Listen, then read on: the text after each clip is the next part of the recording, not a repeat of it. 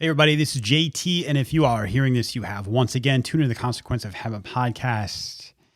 Like always, this bad boy is brought to you by Athletic Brewing.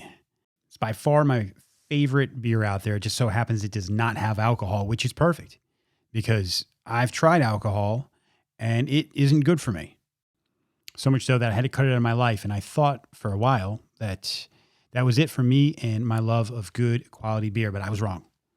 I came across Athletic Brewing Company, and these guys are putting out, man, just amazing NA beers. I don't care what type of beer you like, they've got it. And if it's your first time ordering, use promo code capital COH 20 and get 20% off your first order. This week's guest. This week we have on Mr. Graham Zimmerman. Graham is an award-winning professional climber. He's a movie producer, director, and he's a climate advocate. So I'm like, man, what a perfect guest to have on here to talk about habits, talk about what he's done day in, day out to get himself, one, to be an award-winning professional climber, right? I mean, that's impressive.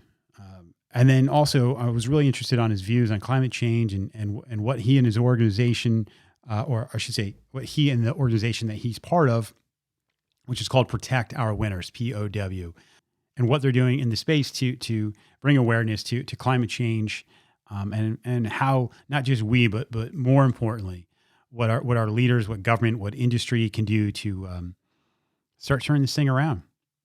So that said, please welcome to the podcast, Mr. Graham Zimmerman.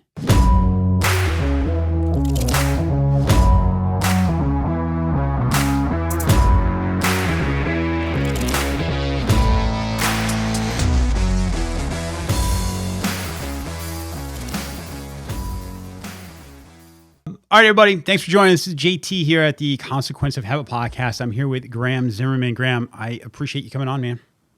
JT, I'm happy to be here. This is cool. I spend a lot of time talking about climbing because that's kind of what I do. But habit is such a big part of it that oftentimes kind of gets left out. So this is cool. I'm psyched to be here. Yeah, it's cool because it's such a double-edged sword. So the whole project here really is it's because of my bad habits. It's because it's like I came to this realization in life, like, God, man, I got some bad habits, and they are starting to truly affect some of like the basic things in my life. So started this process, and the more I dove into it, the more I'm like, it's one thing we all share. I don't care if it's your professional athlete, high performing, those habits are the ones, their habits help them get to where, they're a huge part of getting to where they are, just as much as the person who's reached rock bottom, right? It's so, let's dive into it, man. First of all, where are you from and what is your occupation right now? Well, that's oftentimes kind of a simple question. Unfortunately for me, there are a bunch of hats and a bunch of places that I've called home over the years, but originally from New Zealand, not that you would know from my accent, but I moved to the States when I was 4 or 5, grew up in the Pacific Northwest around the Seattle area. And that's where I was exposed to mountain climbing. There are of course many great mountains around the Seattle area, kind of out there on the edge of the Puget Sound. But when I graduated from high school, when I was 18, I moved back down to New Zealand and attended university down there. And that's really where I cut my teeth in alpine climbing. It's also where I really started to learn about climate and glaciology. I studied glaciohydrology down there. And then after that, I moved back to the States, started climbing as much as I could, started going on expeditions, started kind of living in a car, doing the whole, it was kind of pre-van life. It was kind of like when it was just a poor climber living in a Subaru driving around the West. And then these days I've kind of landed in Bend, Oregon, where I live with my wife and our dog Pebble. And professionally, so I work as a professional climbing athlete. That's a big part of what I do, or kind of it's sort of the realm of, kind of endorsement work, getting folks to support the expeditions that I go on, coming back, creating content for them. And then I also sit in a number of kind of leadership roles in that realm, working with younger athletes to kind of mentor them into that space, help them define not only their climbing, but also their brand and that kind of thing. And then And then in that space, I also work as the captain of the Protect Our Winners climb team, in which I'm kind of in a like leadership role in terms of climate advocacy for athletes. And then outside of all of that, I also run a film and content production company called Bedrock Filmworks. So lots of stuff going on, but the thread through all of that is climate stories and relationship with both communities and space. And that's kind of like how all that sort of gets packaged together. Sure. So when I was kind of going through your stuff and checking out your sites, it was the thing that kind of drew me to it was this idea of I got into climbing. It's become my life, and you got to a point where you had these other concerns, and it. I mean, correct me if I'm wrong, but what it seemed like, you said, hey, man, this is a catalyst. What I do, the attention that's brought to me through this climbing is a catalyst to really help get the message out there of what climate change is doing and how it potentially is affecting us or how it is affecting us. What did that pivot look like for you? Like, what was that transition? And I mean, I've seen even from the video, you kind of struggling with the amount of travel and things you did leading, during doing the thing that you love and then trying to balance those two things out. So I don't know. Yeah. I mean, it's a great question. And, it's funny because when I was younger, like, when I was say, I don't know, 22 years old or say 20 years old in college, studying glaciology, watching the Al Gore film, The Inconvenient Truth or Inconvenient Truth. And, I've known that climate change was a thing forever. Like it's not really something that was like, oh my gosh, like climate change is really happening. But the thing is that we all get kind of sucked into our own, kind of whatever our scene is. And sometimes it's easy to forget about things like that. It's easy to focus on the here and now, the kind of little problems that constantly sit in front of us. Mm-hmm. And for me, I think that there were kind of two things. One was the fact that the environments that are getting most affected by human-driven climate change are high altitude and high latitude. And those are places where I'm going climbing. Mm-hmm. Going down to Patagonia, going up to Alaska, going out to the Karakoram. Like when the effects taking place in these areas are dramatic. And it's having a dramatic impact, not just on my ability to like go climbing there, but also the communities that exist there and that kind of thing. And then when I start looking at where I live in Oregon, we're losing our glaciers here. We're losing our water supply. The long-term viability of living where I do is potentially under threat from all of this. And it's just like, and that all has to do with the mountains. That all has to do with these places that I spend time and that I have this relationship with. So it's something that I wasn't really able to get away from. And something that really kind of like grew alongside that was this idea that, climbing in a vacuum is a very selfish pursuit. It's something that, if I go out on these expeditions and I don't tell anybody about it, it's all mine and nobody's going to be the wiser. And there are some things that are kind of magical about that, but at the same time, this is something I put a ton of time and energy and resource into.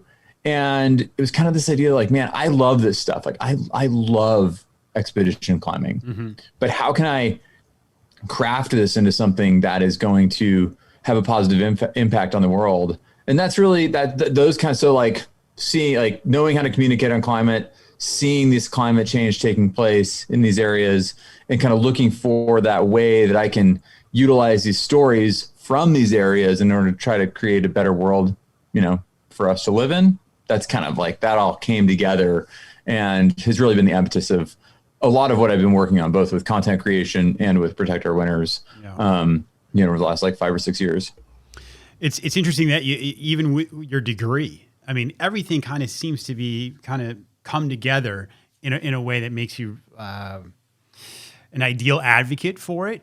Was the packaging hard at first? Because you can say like, hey, these mountains are like the canary, right, in the cave. And these are the first things that are starting to show these signs of like, before everything else, hey, we've got a real problem. But it's tough to tell. It's tough to communicate that, hey guys, like the mountains I like to climb, which 99.9% of you will never be on, up that high, are changing.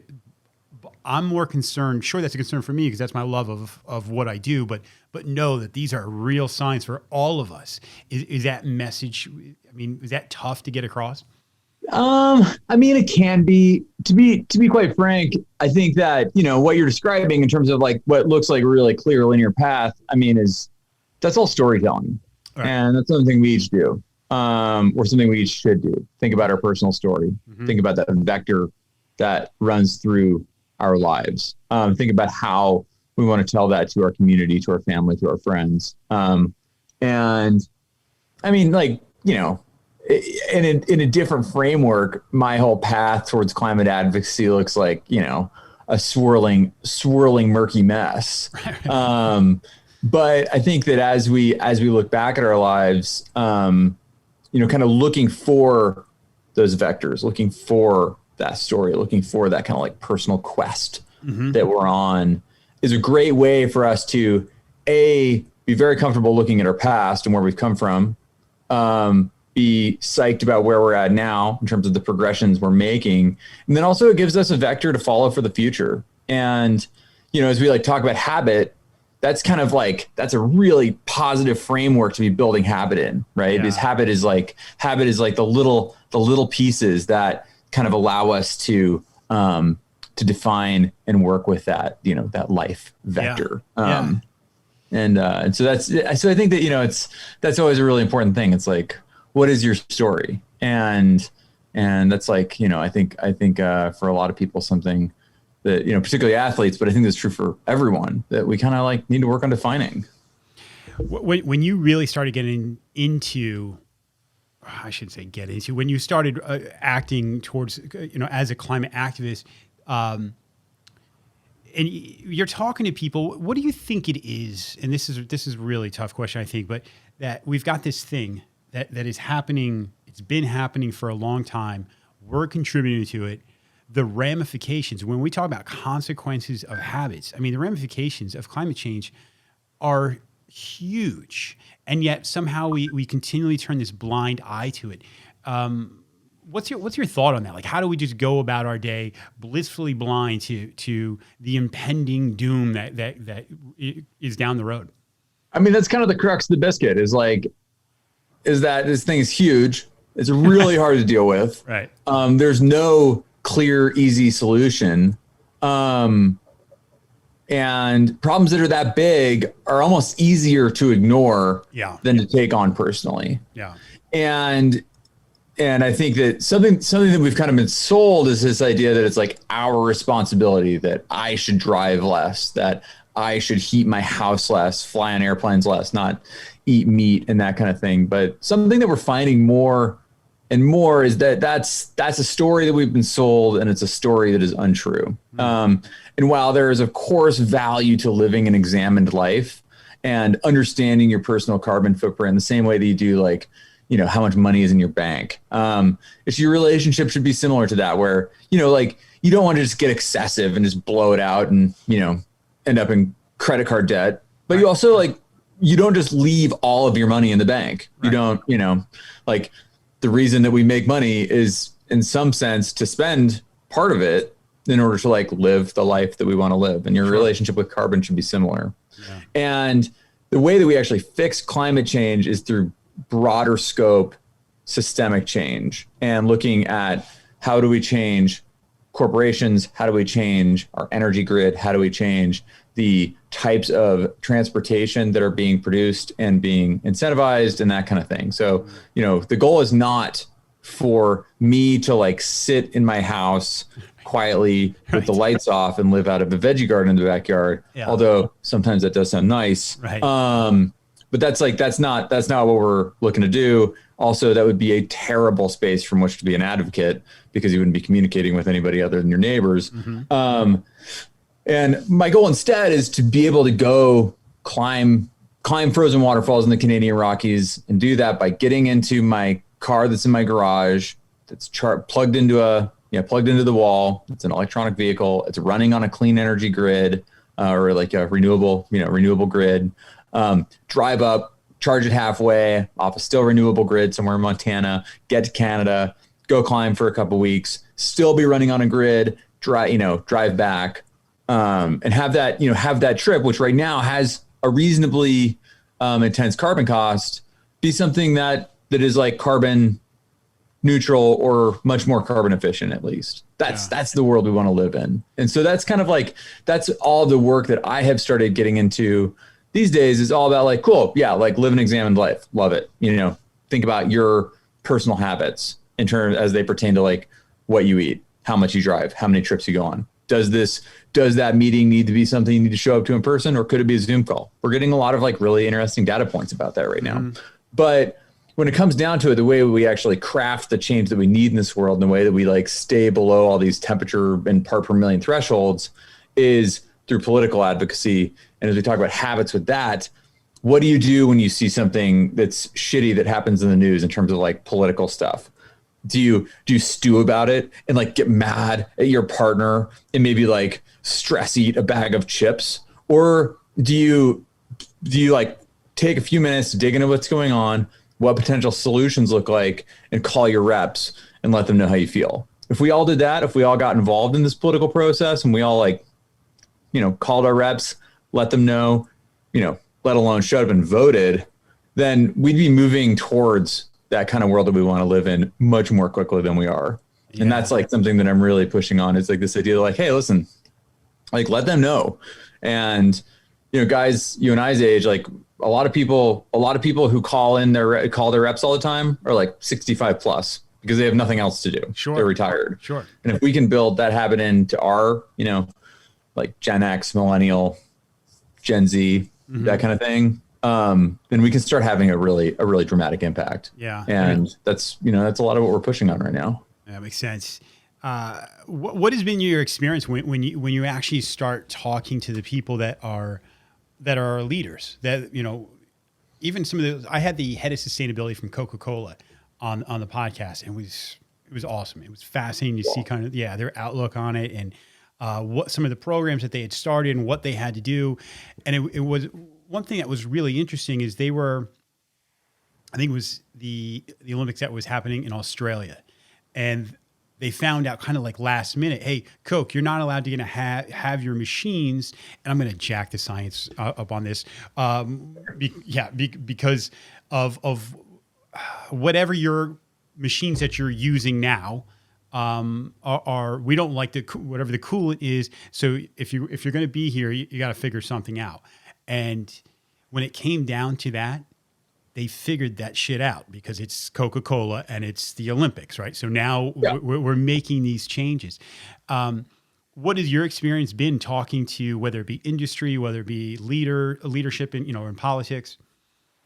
Yeah. I mean, to be quite frank, it's been a total mixed bag, but I think that, if we're going to talk about domestic politics, which if we're going to talk about climate,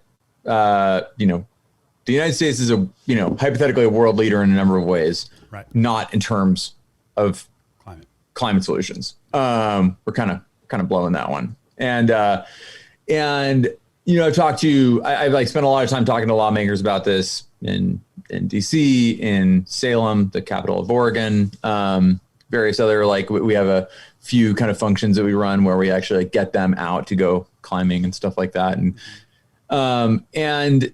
the two things that are really important to think about, and I think this is worth considering, not just for politicians, but for like talking to your ornery Uncle Jack or whatever. The two things we need to do are, there's a lot of like inflammatory language that goes along with being either a liberal or a conservative, and we need to stay away from that. Because there are like certain words, like global warming can be a word that like, oh boy, like you say that in the conversation, it doesn't matter what's going to be said after that. Like the conversation is over. Right. Nobody's going to change their mind, because you've got them in their corner and you're in their corner, or you're in your corner, and like, you're not going to make any progress. So think about what those things are. Think about the words that you find inflammatory. Think about the words that other people may find inflammatory. Stay away from them. Like, there are other words to use, other ways to communicate. And as we look at those better ways to communicate, think about meeting people where they're at. And what I mean by that is, think about, like, have the empathy in order, like, develop the empathy to be able to understand where they're coming from, and then meet them there or meet them in the middle. And a really easy way to do that is with geography. For me, hypothetically, for me as like a, spandex wearing, like, high endurance athlete who goes and climbs mountains, like and talks about climate change all the time, I would not really get along with somebody who's out shooting deer in central Montana, hunter. But we both have this relationship with space, and that we understand the seasons. We understand how the seasons are changing. We understand how migratory patterns are changing, or talking to a fisherman, they understand that, like, streams are warming up, or talking to farmers, like, they have very good data on what's going on their farms. And look for those places where you can communicate about the same thing in the same way and meet each other. And that's really, like, that's how we build bridges between the communities that are so divided right now.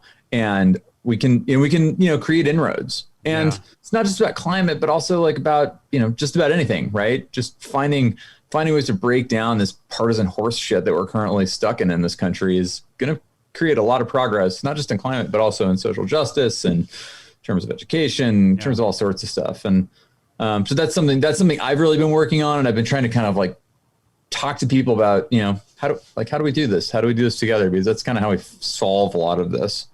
Yeah, finding those similarities, because if you take climate change doesn't care who you voted for, right? It doesn't, if a flood doesn't check to see if you're a Republican or a Democrat before it goes into your house. So, and I almost compare it to it. I don't know, this might be not a great comparison, but, this started because, like I said, some of my own bad habits. And when I started looking into other people that were making significant changes in their life. So say I went to a 12-step meeting. You can go in and go, I got nothing in common with that guy. That guy's part of a 1%er biker gang. This person over here is, wearing a political shirt of whatever. There was so many different things, but what was the same is they all wanted the same thing. They all said, hey, I can't stop this one thing. I have a problem, and I want to work towards that. And if we can do that with climate change, or we can do it with whatever, I think that's got to be just a huge part of it's got to be really the first part, right? Having a clear understanding what the hell we're all interested in, and what we do in that space might be different, but we still appreciate the space in itself. Yeah, moving ourselves into a less selfish existence and considering others. I mean, that's really what this is all about. And I mean, it's easy, it's like, I mean, I don't know. It's like we talk about Maslow's needs, and, my work is going fine. I'm like a, professional athlete filmmaker sitting here in Bend where the weather's great. It's easy, easy for me to talk about this stuff. It's, I hold a lot of privilege in that space. And so that, so what do I do with that? Right. And it's like, cool. How about I try to communicate on it and try to give people at least that kind of first stepping stone to be thinking about it themselves. And that's, sometimes that's all we can do. And sometimes that can be a lot. Yeah. I know you got to get going here soon. So I just give me a thumbs up when you got to punch out, and we can always pick it up. Yeah. When we talk about habits, to be a professional climber, right? If you could break your day down, because it is so foreign to me, like it's so far outside of something I know about. Let me hear it. Yeah, I mean, okay, so I spend a lot of time thinking about, like, paying attention to myself and what I respond to best in terms of sleep, in terms of diet, in terms of when is best to train, when is best not to train, when is best to work. And I spend a lot of time tracking that stuff. I track my diet very diligently. I track my training very diligently. And then I track my, like, hours that I put into work and when that's taking place. And I kind of pay attention to when it's most effective. And so what I essentially do is I try to, like, build all that together into, like, well-defended blocks of time, and then construct it into something that, where I get everything done. Right now I'm putting in about 25 hours of training per week. Trying to make sure and sleep 7 to 9 hours a night. And then like have a lot of work to do as well. And then also, like, I need to be a good husband because, particularly right now when I'm home a lot, because I'm going to be gone for like 3 months this summer, and then I'll be being a pretty shitty husband because I'll just not be home. And so I gotta stack some money in the bank right now. Sure. And so looking, just kind of like what I always try to do is like look for like a holistic way to do all those things. And, there are of course times where like something falls off. I like miss a deadline by a couple of days, or, like last night, I was up a little later than I meant to working on a project, got up this morning, like my workout this morning was not as high quality as I wanted it to be, but still like got home in time to like get all this stuff done. And like, so there are, it's rarely perfect, but just kind of having those like well-defended points in time that I'm getting at things it's a really good way for me to make sure that I get that training in and make sure that I get those jobs done. So I like really try to use a lot of kind of tools in order to make that happen. And it's, and as you like pay attention to these things, like there are some weeks where I train too much, right? There are weeks where I put too much time in, and then I'm like kind of wrecked, and I start moving towards towards overtraining, which I don't know if you've ever experienced overtraining, but it's like the worst thing ever. Basically, like you just lose everything. And so in those weeks, like I just, it's like sometimes I just end up with extra time because it's like, oh man, like I have to like cut like 2 workouts this week. And then it's, maybe I have like 5 hours of extra time during the week, and that can be pretty magical. Yeah, I'm sure. Hey, so you mentioned you've got a trip coming up this summer. Explain that. So back to Pakistan to try another big mountain. Pakistan is kind of the main place. So I've been a professional athlete for like 10 years. My primary focus is on big mountain climbing. A lot of the beginning of my career was spent in the Alaska range, climbing kind of around Denali. Spent a lot of time in Patagonia. Spent a lot of time in like a variety of other places. But the Karakoram, the big mountains of Pakistan, Karakoram being like adjacent to the Himalaya, where about I guess a little bit less than half of the world's tallest peaks are, in the Karakoram. That's where I've been spending most of my time. And as an alpinist, and those trips, they take like 2 years to prepare for. So I do it. So I do one of those trips every other year. That means that every other summer is like spent with my wife, making sure that I'm like that we're psyched, that all is well. It tends to be quite a 2-year cycle. Being 35 and having a bunch of other professional stuff going on tends to be a really good cycle in terms of like keeping myself injury free, keeping myself psyched, keeping myself from burning out. But yeah, so this summer I'll be like, about 10 months into kind of the main training cycle from this trip. I've got a few more months, and I'll leave in June and go fly over and spend about about 2.5 months in the Karakoram this year, and let's see if we can't climb another big gnarly route on one of these big peaks. And I guess I should note, I don't know, I hate like bragging, but I should bring up like they gave us the PLA deal, or like gold medal of alpinism for the last one we did. So it seems to be working. Yeah, right. So I imagine as far as habits go, man, when you're actually on the mountain and you're I'm not quite sure as far as the danger zone, if it's over 15, 20, at what point, where small mistakes can become deadly. Is it like a set routine that you guys have every single day? I mean, what does that look like? And you're climbing with what, 4 people? There were 4 of us on the last trip. There will be 3 of us on this one. Okay. And I think that, they talk about the death zone, which, whatever. It's kind of, sounds cool. It's kind of I don't know. It's for sure. Like, it's like a point at which you can't like exist for a long period of time, but I think it does kind of miss the point that like the whole mountain is pretty dangerous. Right. It's not like below that things are safe. Yeah, it's Wonderland down there. Yeah. It's like, avalanches don't happen below 7,500 meters. Like, right, they just stop. Yeah. Right. So I think that the thing that you have to do in those periods of time, and this is true even like if I go sport climbing, here, which is like kind of shorter rock climbing, here at my home, I have to put myself in the same mindset as I do when I'm there. It's just for much shorter periods of time. And that's where, it's basically putting myself into a space where I'm like wholly focused on that activity. Because to not be wholly focused is to miss things, and to miss things is to make mistakes and not see things that could be potential hazards. And when you do that, you start taking unknown risks, and that's not how you stay alive. So when I'm on those trips, I go into a space where it's clear focus on the objective. And for sure, there are times of like in base camp where we're just kind of loafing around and inspecting our navels and working on writing projects or whatever. But when you're actually like there's like this switch that you have to flip when you go get on the mountain, where like nothing else matters.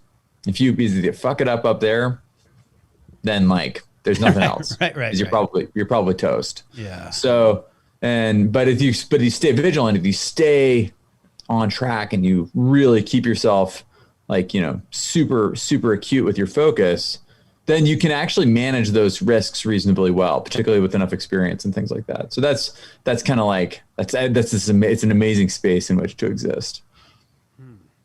All right, so and this is just to go back to you mentioned like breaking your day down. What is even preparing for that? You're starting how many months out? You before a big event? I think like 8 to 12. 8 to 12. As you're starting to get close to that time, what is that? What are your workouts look like? What changes about your diet? Or not much. My workouts are super designed like to the objective. My diet actually doesn't really change that much. I mean, like for sure I'll kind of dial things in and probably drink like one less cocktail, than I might otherwise, but I don't really like, it's not like I like drink that much anyway. I don't really like, allegedly. Yeah. It's like, I never like lose there's like a certain amount of it that never really gets put away, but I certainly like start to kind of get more clearly focused on things, and like the kind of balance between the things in my life sort of shifts, right? Like when I get home from a trip, I'm not really training that much. I'm being super focused on family, super focused on, all these things that I've kind of been ignoring for a couple months.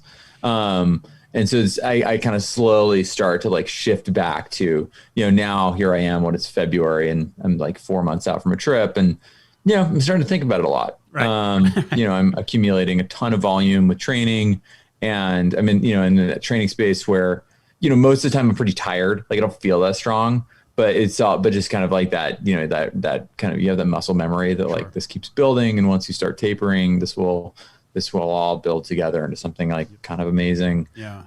But kind of get more and more focused. And then it tends to be for me that when I actually get on the plane, that's really when like the taper fully sets in. I'm fully stopped training, and I have, whatever, like 10 days of travel to get to base camp. And that's where I kind of make that full mental shift from like, sort of family man to locked in. Yeah. It's in that space that I like truly become like a pro athlete. It's like all I do. It's always kind of fun. Do these opportunities to be in other countries, is there opportunities there to also spread your message as far as a climate advocate, or? That's a good question. And I should go after this, and we can jump back on if you need to, but I will need to hop into another thing. And I apologize to kind of have a stacked day here as we rally towards the weekend. Yes. Which weekend just means more training. Yeah, I mean, it is something that I really look for. And I think that, like as we look at solutions in that part of the world, like core education is a really important part of it. So actually, like most of my focus in Pakistan is creating education opportunities, because you can't really give a shit about climate if you like can't feed yourself, right. And if you don't have the the education in place to feed your family, to like get that kind of work done. So and we're looking at a lot of generational work there. So like friends, we're not looking to like educate our friends who are in their 30s and 40s. We're paying for their kids to get educated, so that like maybe their kid can become a computer engineer, right? Sure. And then they can take care of my buddy Nadeem when he's when he's, you know, a village elder. Yeah. And that's kind of like, and that's source, you know, so that's a lot of the work we're doing over there. There is, of course, a lot of like observational work we can do with climate and things like that, and some weird, wacky climate stuff going on in the Karakoram. But as we look at those communities, most of my work in that space is focused in just getting folks, particularly women, educated. Sure. Yeah. All right, Graham, I'm gonna let you do your thing, man. I'm gonna run. Let's do this more. This is a really great chat. I love chatting about this stuff. Cool. Yeah. This is actually perfect because I've got a bunch of other stuff in some directions, and sometimes in the moment isn't as easy. So I'm gonna write some notes when we get off, and let's see if we can pick up again here soon. That sounds great. If anybody's watching the video, I'll have a different outfit on because I won't. There's no video. It's a gross training outfit. But. No. There's no video. It's gonna be just audio. Okay, cool. Sweet. Yep. That's all right. Cool. All right, man. Right on, man. This is great. I'm really enjoying this conversation. I look forward to continuing. Yeah, me too. Take care, Graham. Be well, my man. Bye. All right, that's it for me. Thanks to Mr. Graham Zimmerman. Please check him out. Support what he's doing. Check out his most recent expedition that he's got coming up this summer, and see what he's doing in the world of climate change, man. What these guys are fighting for, and maybe support them. Do something about it. See you guys next week. Bye.